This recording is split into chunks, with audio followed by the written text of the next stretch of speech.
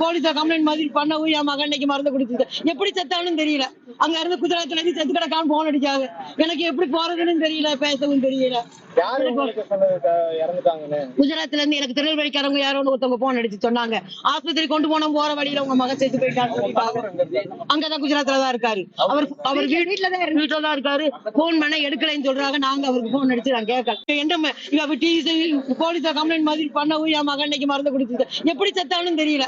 அங்க இருந்து குஜராத்ல இருந்து செத்து கிடக்கான்.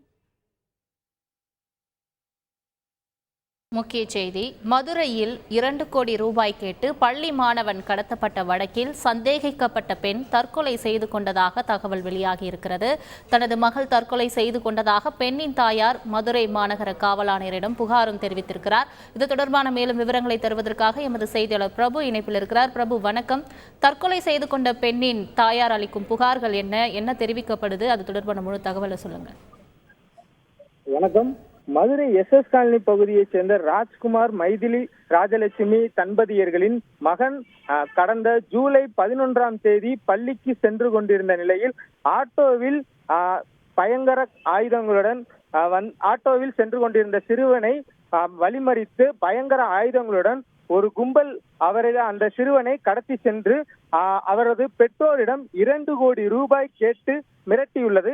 இது குறித்து மைதிலி ராஜலட்சுமி அளித்த புகாரின் பேரில் SS காலனி காவல் நிலையத்தில் வழக்கு பதிவு செய்து தீவிர விசாரணை என்பது நடத்தப்பட்டு தொடர்ந்து 3 மணி நேரத்திலேயே சிறுவன் என்பதன் மீட்கப்பட்டு தொடர்ந்து விசாரணை நடத்தியதில் கடத்தல் கும்பலில் ஈடுபட்ட 4 பேரை போலீசார் விசாரணை செய்து கைது செய்து அவர்களிடம் விசாரணை என்பது தொடர்ந்து நடைபெற்று வருகிறது.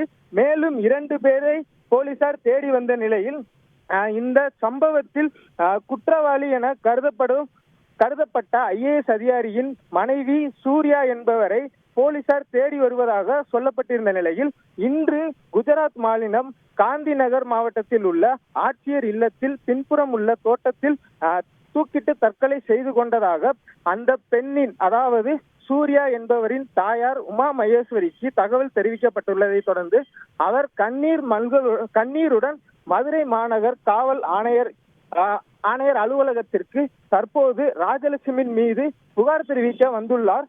தொடர்ந்து பெண்ணின் இறப்பிற்கு அவர் மன உளைச்சல் காரணமாகத்தான் தற்கொலை செய்து கொண்டிருக்கலாம் என அதாவது பெண்ணின் தாயார் ஆணையரிடத்தில் புகார் தெரிவிக்க வந்தவரை தற்போது மதுரை SS காலனி காவல் நிலையத்திற்கு அழைத்து செல்லப்பட்டுள்ளார். தொடர்ந்து அங்கு புகார் என்பது அளிக்கப்பட்டு தொடர்ந்து விசாரணை என்பது நடத்தப்படும் என எதிர்பார்க்கப்படுகிறது.